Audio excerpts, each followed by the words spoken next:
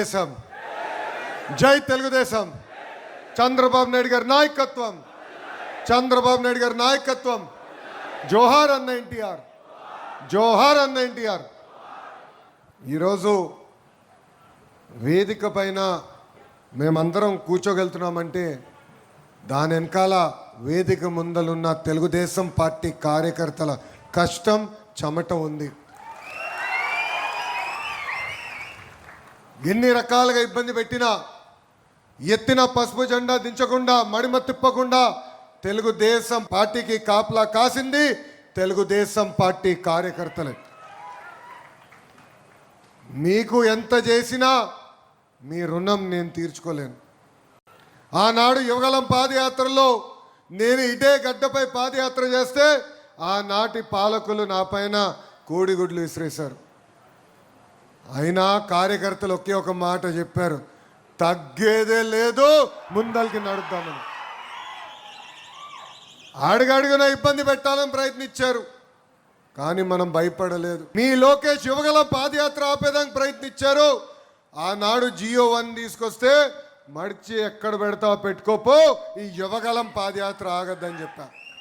ఎప్పుడూ ఊహించిన విధంగా 175 స్థానాల్లో మనం పోటీ చేస్తే 164 స్థానాలు మనం కైవసం చేసుకుంటాం జరిగింది. అంతేకాదు దేవుడి గడప కడప గడ్డ. కడప జిల్లా అనేది తెలుగుదేశం పార్టీ కంచుకోటలాగా ఉండేది. అలాంటిది సుమారుగా 2 ఎన్నికలు మనం ఇబ్బంది పడ్డాం.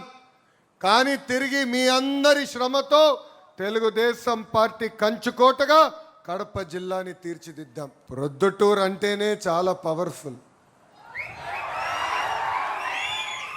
ఇక్కడ ప్రజలు ఎంత గట్టిగా ఉంటారో అంత గట్టిగానే మా పసుపు సైన్యం కూడా ఉంటుంది.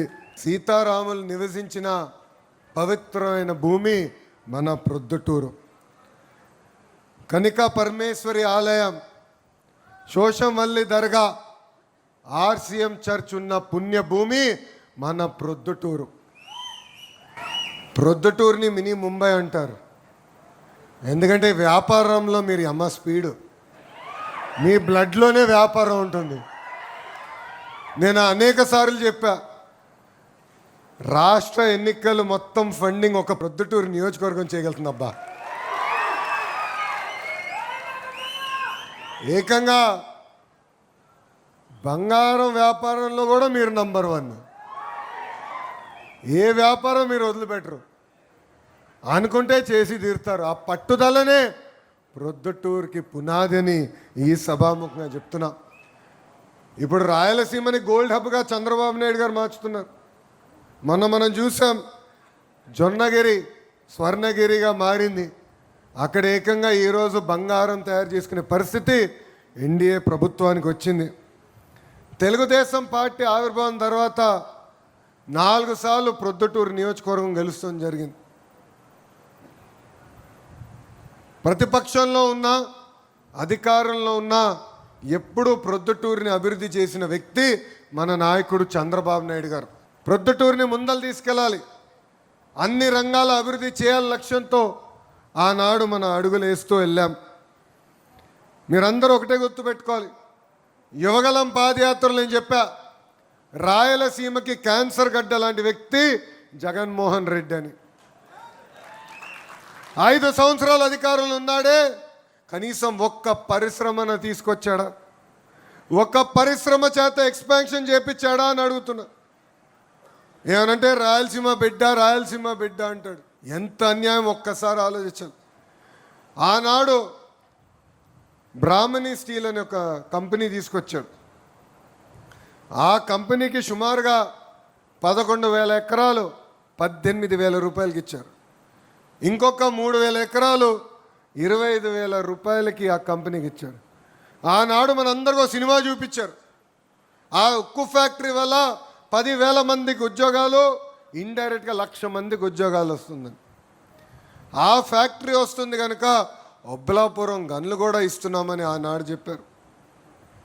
గన్నులు దవ్వుకున్నారు. కంపెనీ పేరు కూడా రెడ్ గోల్డ్ అని పేరు పెట్టారు.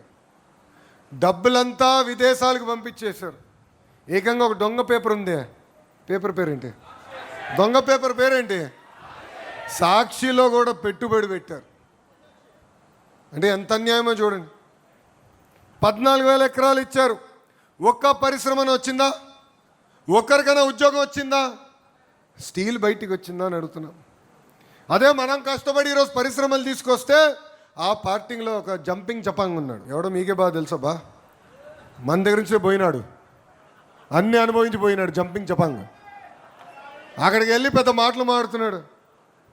అయా నువ్వు ఇన్ని మాటలు మాడుతున్నావే, మీ నాయకుడిని ముందల ప్రశ్నించు. 5 సంవత్సరాలు కడప జిల్లాకి పీకింది ఏంటని అడుగుతున్నా. చివరికి పులివెందలో కూడా నీళ్ళిచ్చింది మన నాయకుడు చంద్రబాబు నాయుడు గారు. వాళ్ళు మాటలు మాడుతారు. సోలార్ కంపెనీ తీసుకొస్తే ఏదో అన్యాయం జరిగిందంటారు. దాల్మియా సిమెంట్స్ ఎక్స్పాన్షన్కి తీసుకొస్తే ఏకంగా ఆ ఊర్లని తిరిగి మీరు అంగీకరించదని చెప్తారు. ఇన్ఫ్యాక్ట్ అదే నాయకులు అధికారులు ఉన్నప్పుడు ఆ ఫ్యాక్టరీకి లీగల్ నోటీస్ పంపించి ఎందుకు మిమ్మల్ని మూయకూడదని కూడా నోటీస్ ఇష్యూ చేశారు. అడిగాను ఆ కంపెనీ యజమాని, ఎందుకు వచ్చింది అబ్బా నీకు లీగల్ నోటీస్ అంటే, నెల మామూలు పంపించమన్నారు, నేను ఇవ్వనని చెప్పాను, అందుకే నాకు లీగల్ నోటీస్ ఇచ్చారబ్బా అని చెప్పాడు. అంటే ఒక కంపెనీని తరిమేసేదానికి ఎన్ని రకాలుగా ప్రయత్నించారో ఇది ఇక్కడున్న కడప ప్రజలందరూ ఒక్కసారి గమనించాలి. అదే మన ముఖ్యమంత్రి చంద్రబాబు నాయుడు గారు 4వ సారి ప్రమాణ స్వీకారం చేసిన వెంటనే ఏకంగా జేఎస్డబ్ల్యూ పనులు పరిగెత్తిస్తున్నాం. ఎస్ఏఎల్ ద్వారా ఈరోజు సోలార్ విద్యుత్ తయారు చేసే పరిశ్రమను తీసుకొచ్చాం. అంతేకాదు ఇప్పుడు దాల్మియా సిమెంట్స్, స్మార్ట్ కిచెన్స్, ఐటీలో కూడా పెద్ద ఎత్తున యువకుల్ని ప్రోత్సహించేదానికి స్టార్టప్ సెంటర్ కూడా ఏర్పాటు చేసింది ఈ కూటమి ప్రభుత్వం. ఇక్కడితోనే ఆగం. కడప జిల్లాకి పరిశ్రమలు తీసుకొస్తాం. హార్టికల్చర్లో కూడా పెద్ద ఎత్తున ప్రోత్సహించే బాధ్యత మనం తీసుకుంటామని ఈ సభాముఖంగా మీ అందరికీ తెలియజేస్తున్నాం. గొడ్డలి పార్టీ అధికారంలో ఉన్నప్పుడు ప్రొద్దుటూరు నియోజకవర్గంలో ఏం జరిగిందో ఒక్కసారి మనం అందరం గమనించాలి. ఎందుకంటే మనం కూడా మర్చిపోతాం. ఈరోజు పోలీస్ సోదరులందరూ సెల్యూట్ కొట్టినప్పుడు కష్టకాలాలు మర్చిపోతాం. నాకు ఇప్పుడు కూడా గుర్తుంది, ఆనాడు చంద్రబాబు నాయుడు గారిని ఇంటి నుంచి బయటికి రానిలేదు. ఏ గేట్ల దగ్గర అయితే ఈరోజు సెల్యూట్ కొడుతున్నారో ఆ గేట్లకి తాళ్ళు కట్టించారు జగన్. మన నియోజకవర్గానికి చెందిన మన నాయకుడు నందన్ సుబ్బయ్యని ఎంత కిరాతకంగా చంపేశారో మనందరం చూసాం. ఆ కుటుంబానికి అండగా నిలబడింది తెలుగుదేశం పార్టీ. ఆ పిల్లల్ని ఈరోజు కూడా చదివిస్తుంది మన తెలుగుదేశం పార్టీ. అంటే గొడ్డలి పార్టీలో ఏకంగా మన కార్యకర్తలను అదే గొడ్డలతో చంపేశారు, అరాచకాలు చేశారు, ప్రజల్ని ఇబ్బంది పెట్టారు, అడుగడుగున కార్యకర్తలను కూడా ఇబ్బంది పెట్టారు. ఇది ఇక్కడున్నా మనందరం మర్చిపోకూడదు. కష్టకాలాలు ఎప్పుడు మర్చిపోకూడదు. ఎంత ఇబ్బంది పెట్టామో మనందరం ఒక్కసారి గుర్తుపెట్టుకోవాల్సిన అవసరం ఉంది. నేను కూడా ఇప్పుడు నలిసిపోతే యుగలం పాదయాత్ర పుస్తకం తిప్పుతా. అప్పుడు గుర్తొస్తున్నారు, ఇంత కష్టపడ్డాం, ఇంత ఇబ్బందులు ఎదుర్కొన్నాం, ఈ కష్టానికి ఏముంది, ఇంకొక 5 గంటలు కష్టపడదాం అనే ఆలోచన నాకు వస్తుంది. సో ప్రతిపక్షాలు అనేక ఇబ్బందులు ఎదుర్కొన్నాం. ఇది మనందరం గుర్తుపెట్టుకోవాలని ఈ సభాముఖంగా కోరుతున్నాం. మనందరం చూసాం, వాళ్ళ హయాంలో బ్రహ్మణి స్టీల్ కుంభకోణం జరిగితే మన హయాంలో జేఎస్డబ్ల్యూ తీసుకొచ్చాం. వాళ్ళ హయాంలో ఏకంగా రక్తం పారితే ఈరోజు మన హయాంలో కడప జిల్లాలో ఉద్యోగాలు పారుతున్నాయి. వాళ్ళ హయాంలో ఫ్యాక్షనిజం ఉందంటే మన హయాంలో ఫ్యాక్టరీలు తీసుకొచ్చిన ఘనత. ఇది ప్రతి కార్యకర్త గుర్తుపెట్టుకోవాలి. ప్రతి గడప దొక్కినప్పుడు ప్రజల్లోకి తెలియజేయాలని ఈ సభాముఖంగా కోరుతున్నాం. మీ అందరూ తెలుసు, 2025 మహానాడును మారుతున్న కాలానికి సిద్ధాంతాలు కూడా కొన్ని మెరుగుపరుచుకున్నాం. 6 శాసనాలు మనం ప్రకటించుకున్నాం. దాంట్లో నాకు మనసుకు దగ్గరగైన శాసనం కార్యకర్తనే మా అధినేత. ఇది చెప్పి వెళ్ళిపోతాం కాదు. నియోజకవర్గానికి గౌరవ ముఖ్యమంత్రి చంద్రబాబు నాయుడు గారు కానీ మీ లోకేష్ వచ్చినప్పుడు కార్యకర్తలు కలిసి వేరే కార్యక్రమాలకు వెళ్తాం జరుగుతుంది. ఏనాడు మిమ్మల్ని కలవకుండా మేము తిరిగి వెళ్తాం జరగట్లేదు. ఎందుకంటే కార్యకర్తలు తెలియాలి, మీ సమస్యలు మేము తెలుసుకోవాలి, ఆ సమస్యలు పరిష్కరించే మార్గంలో మేము పనిచేయాలని. ఇక్కడున్న కార్యకర్తలందరూ విషయం కోరుతున్నాం. మంది ఒక పెద్ద కుటుంబం, 1,06,00,000 సభ్యులున్న కుటుంబం. ఇబ్బందులు ఉంటాయి, సమస్యలు ఉంటాయి. మనం కూర్చుని మనం పరిష్కరించుకోవాలి.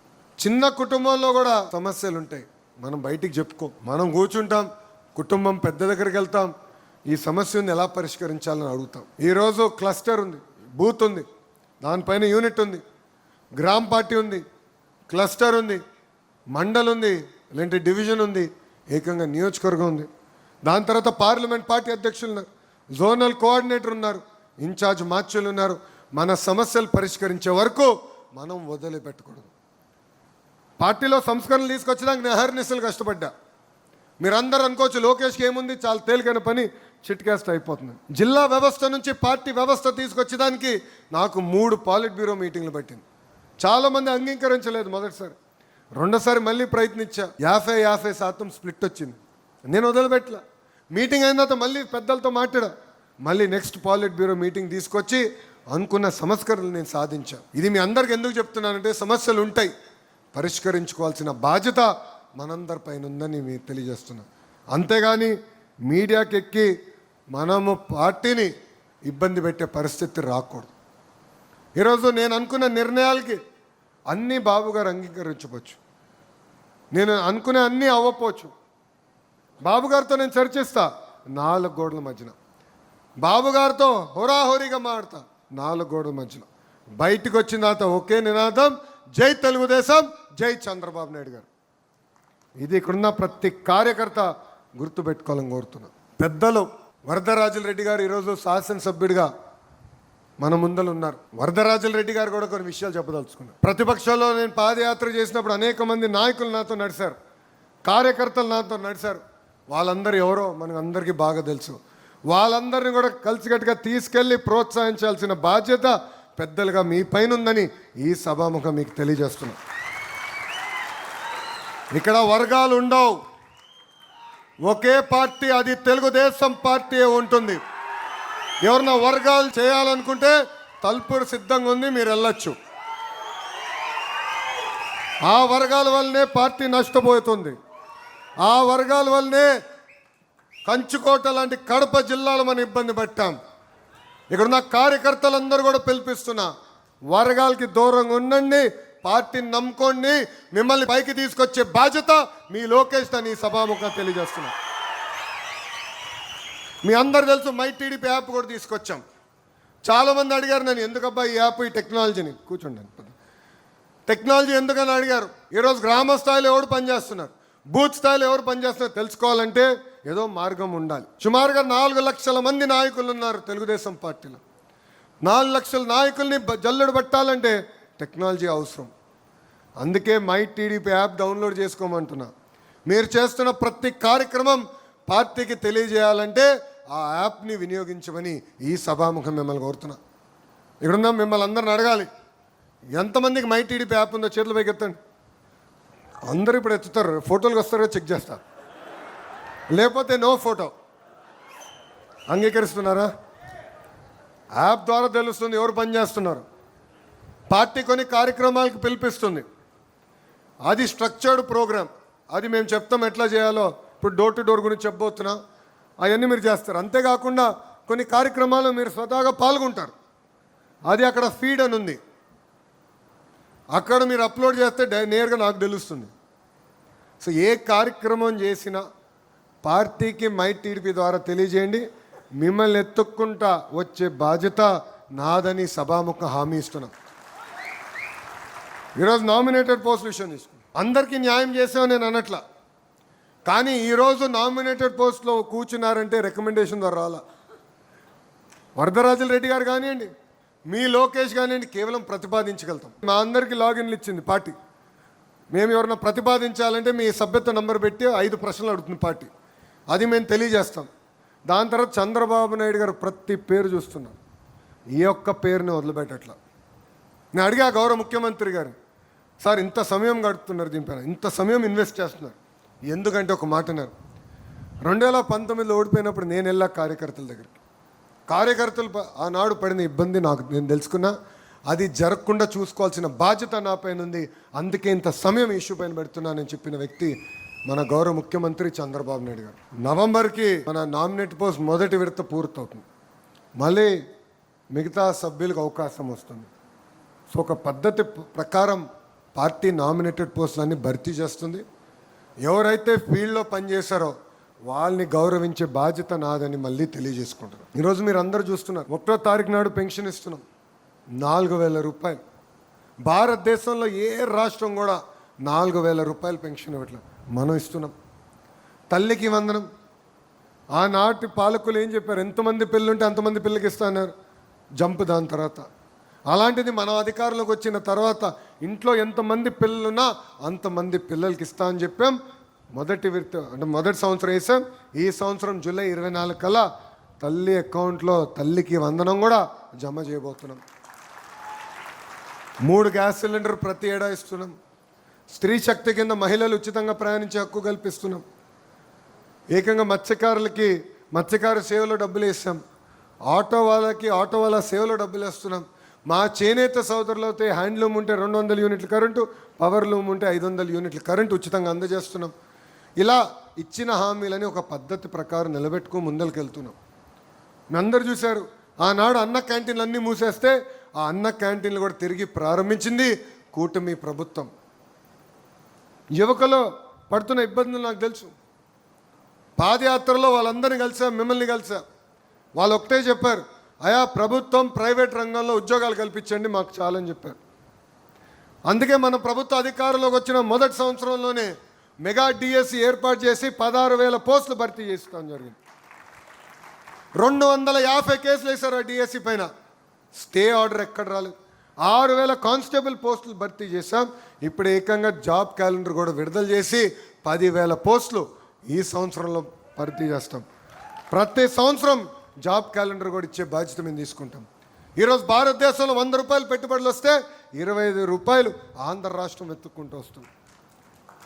పరిశ్రమలు తీసుకొస్తున్నాం, గ్రౌండింగ్ అవుతున్నాయి.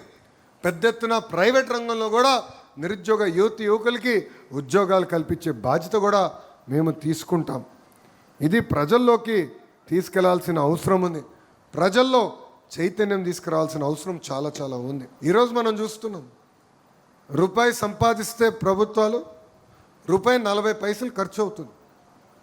అంటే ప్రభుత్వ ఉద్యోగస్తుల జీతాలు కానివ్వండి, పెన్షన్లు కానివ్వండి, మనం ఇస్తున్న సంక్షేమ అభివృద్ధి కార్యక్రమాలు కానివ్వండి, సుమారుగా రూపాయి 40 పైసలు ఖర్చు అవుతున్నాయి. మనం అభివృద్ధి కార్యక్రమాలు అంటే రోడ్లు వేయాలన్నా, బ్రిడ్జిలు వేయాలన్నా కేంద్ర ప్రభుత్వం సహకారంతో మనం చేయగలుగుతున్నాం. శాస్కి స్కీమ్ అని ఇలాంటి అనేక స్కీములతో అనుసంధానమై కానీ మనం చేయలేకపోతున్నాం. గత పాలకులు అప్పులు చేస్తూ బటన్ నొక్కినారు. ఆ అప్పులంతా ఈరోజు వచ్చి మన భారంగా మారింది. ఒక పక్కన వడ్డీ కట్టాలా, అసలు తీర్చాలా, మనం ఇచ్చిన హామీలు నిలబెట్టుకోవాలా, మళ్ళీ అభివృద్ధి కార్యక్రమాలు కూడా చేయాలి. కరెంటు ఛార్జీలు మనం పెంచలేదు, ఆర్టీసీ ఛార్జీలు మనం పెంచలేదు, చెత్త పైన పన్ను తీసేసాం. అంటే ఒక పక్కన ప్రజలపైన భారం తగ్గిస్తూ ఇంకో పక్కన ఎకనామిక్ యాక్టివిటీ పెంచి ఈరోజు మన సంక్షేమ కార్యక్రమాలు చేస్తున్నాం. మన ఆర్థిక శాఖ మార్చులు ఉన్నారు కేశవ్ గారు, ఆయనకు ముద్దుగా ఒక పేరు పెట్టినాం. ఆయన ఎప్పుడొచ్చినా గౌరవ మంత్రులందరూ మేము నుంచుని ఇట్లా వంగి లక్ష్మీ అని నమస్కారం పెడతాం. ఆయన అన్నాడు నాతో, నా పైన చాలా కసి ఉంది బాబు నీకు అన్నాడు. ఎందుకన్నా నా ఆర్థిక శాఖ ఎందుకు ఇచ్చానైనా నాకు అని అడిగాడు. అంటే ఎంత ఇబ్బందులు ఉన్నాడో ఒకసారి ఆలోచించాను. చేయాలని తపన ఉంది, చేస్తాం, కానీ ఒక పద్ధతి ప్రకారం చేసుకుంటూ వెళ్ళాలి. దారి తప్పిన రాష్ట్రాన్ని మళ్ళీ సరైన దారిలో మేము పెడుతున్నాం. ఇప్పుడిప్పుడు ఆదాయం పెరుగుతుంది రాష్ట్రానికి. ప్రతి ఏడా 60,000 కోట్ల లోటు బడ్జెట్, 60,000 కోట్ల లోటు బడ్జెట్తో నడుస్తున్నాం. సో మాకు సమస్యలు ఉన్నాయి. శాఖల్లో కూడా కొత్త స్కూల్ ఏర్పాటు చేయాలంటే 1-2 సార్లు ఆలోచించాల్సి వస్తుంది. సో ఇంకొక సంవత్సరం కష్టపడాలి. ముఖ్యమంత్రి గారు ప్రతి నెల రివ్యూ చేస్తున్నారు మమ్మల్ని. ఒక్క సంవత్సరం కానీ గట్టి కష్టపడితే సమస్యలు మనం అధిగమించుకుని కొత్త పనులు కూడా చేసానికి అవకాశం ఉంటుంది. సో ఇక్కడ చాలామంది ఏమనుకుంటున్నారంటే, ఏముందిలే అబ్బా ఇంకా 10 పనులు చేయి, ఆ స్కూల్ నీకేముంది, నువ్వు మంత్రివి, చిట్కేస్తే అయిపోవాలి కదా, అంత తేలికుంటే నేనే చేస్తా కదా స్వామి. సమస్యలు ఉన్నాయి. ఒక తల్లికి వందనం కింద 10,000 కోట్లు ఖర్చు చేస్తున్నాం, పెన్షన్ కింద 30,000 కోట్లు ఖర్చు పెడుతున్నాం. ఇట్లా ఒక్కొక్క సంక్షేమ కార్యక్రమం తీసుకుంటే 15,000 కోట్లు అవుతుంది. 1,000 కోట్లు కూడా కాదు, 15,000 కోట్లు ఖర్చు అవుతుంది. ఏ రాష్ట్రం చేయని విధంగా మన రాష్ట్రంలో సంక్షేమం జరుగుతుంది.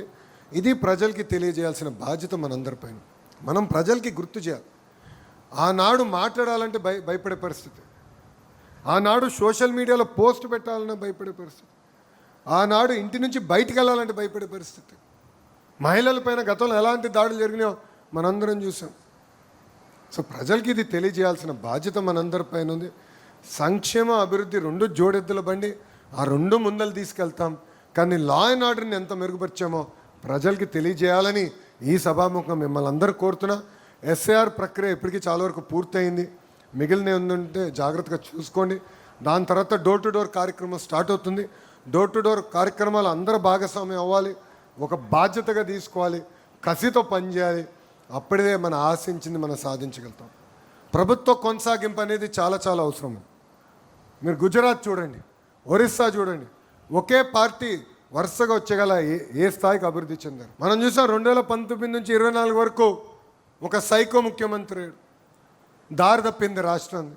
ఎంత ఇబ్బందులు పడ్డాం, రాష్ట్రం ఎంత ఇబ్బంది పడింది. కరెంటు ఛార్జీలు 6 సార్లు పెంచారు, ప్రజల్ని అన్ని రకాలుగా పీడించారు, చెత్త పైన పన్నేశారు. ఇది ప్రజలకు చెప్పాలి.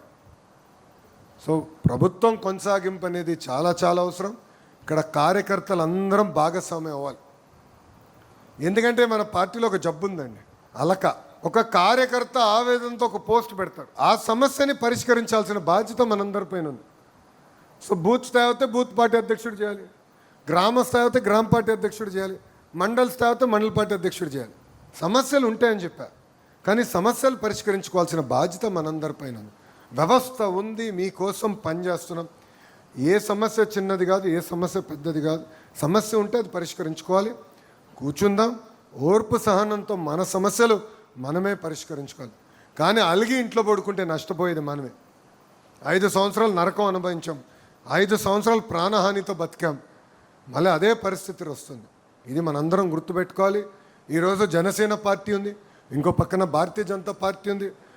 మన 3 పార్టీలు కలియక ఆంధ్ర రాష్ట్ర అభివృద్ధి కోసం, ఆంధ్ర రాష్ట్ర ప్రగతి కోసం ఆంధ్ర రాష్ట్రాన్ని ముందలు తీసుకెళ్ళారు. సో మన కుటుంబం కాస్త కొంచెం పెద్ద కుటుంబం. జనసేన ముసుగులో ఎవరో ఒకరు మనం తిట్టాడు, వైకాపోలు తిడతారు. జనసేన అని పేరు పెట్టుకుని ఆ రంగులు పెట్టుకుని మనని తిడతారు. మనకు ఆవేదన వచ్చి మనం తిడతాం, అంటే మన మధ్య చిచ్చు పెడతాం. లేదంటే భారతీయ జనతా పార్టీ ముసుగులో మనం తిడతారు, లేదంటే మన ముసుగులో వాళ్ళని తిడతారు. అంటే మన మధ్యలో ఐక్యత లేకుండా చేయాలని ప్రయత్నిస్తారు. కానీ మీ అందరూ ఒకటి చెప్తున్నా, ఏది ఏమైనా ఈ 3 పార్టీలు కలిసికట్టుగా ఉంటాయి, కలిసికట్టుగా రాష్ట్రాన్ని అభివృద్ధి చేస్తాయి. ఇది నేను ఎందుకు చెప్తున్నానంటే, ఇండియా టుడే కాన్క్లేవ్కి వెళ్ళగా మొన్నటిగా దాని ముందర దానికి వెళ్ళా. అక్కడ వాళ్ళు అడిగారు 29 మీరు కలిసే పోటీ చేస్తున్నారంటే, ఎస్ 29 మేము కలిసే పోటీ చేస్తున్నాం అని చెప్పా. ఆ వీడియో మా పవన్ అన్న చూశారు. అన్న చూసిన తర్వాత నాకు ఫోన్ చేసి, అరే 3 టర్మ్లు అంటే నువ్వు 1 టర్మ్ అంటున్నావు ఏంటినా అన్నాడు. అన్న నేనేదో అక్కడ అడిగిన ప్రశ్నకి సమాధానం చెప్పా. 100% 3 కాదు 5 టర్ములు కలిసికట్టుగా పోటీ చేద్దాం, ఆంధ్ర రాష్ట్రాన్ని కలిసికట్టుగా నంబర్ 1 చేద్దాం అని చెప్పాను. ఈరోజు ప్రధానమంత్రి గారు కూడా అహర్నిశలు కష్టపడుతున్నారు. మనం అడిగిన అన్ని కోరికలు ఆయన తీరుస్తున్నారు. విశాఖకు ప్రైవేటీకరణ చేయొద్దన్నాం, చేయలేదు. విశాఖకి రైల్వే జోన్ మనం ఇచ్చారు. అనంతపూర్కి ఏకంగా ఫైటర్ జెట్లు తయారు చేసే పరిశ్రమలు ఇవ్వండి అంటే ఇచ్చారు. బీపీసీఎల్ రిఫైనరీ ఇవ్వండి అంటే ఇచ్చారు. ఇట్లా అడిగిందంతా ఒక సిస్టమేటిక్గా ఆయన చేసుకుంటూ వెళ్తున్నారు. ఈరోజు మన ఇంత ఆర్థిక ఇబ్బందులున్నా మనం సంక్షేమ అభివృద్ధి చేయగలుగుతున్నాం అంటే దాని వెనకాల కేంద్ర ప్రభుత్వ సహకారం కూడా చాలా చాలా ఉంది. ఇది మనందరం గుర్తుపెట్టుకోవాలి. 3 పార్టీ కలయిక కేవలం రాష్ట్రానికే కాదు దేశానికి కూడా చాలా అవసరం. ఎందుకంటే right time, right person, right leader. ఈరోజు నరేంద్ర మోడీ గారు ప్రధానమంత్రిగా, గౌరవ ముఖ్యమంత్రి చంద్రబాబు నాయుడు గారు ముఖ్యమంత్రిగా మనం నడిపించగలుగుతున్నారు. కనుకనే మనకు సమస్యలు లేకుండా ముందరికి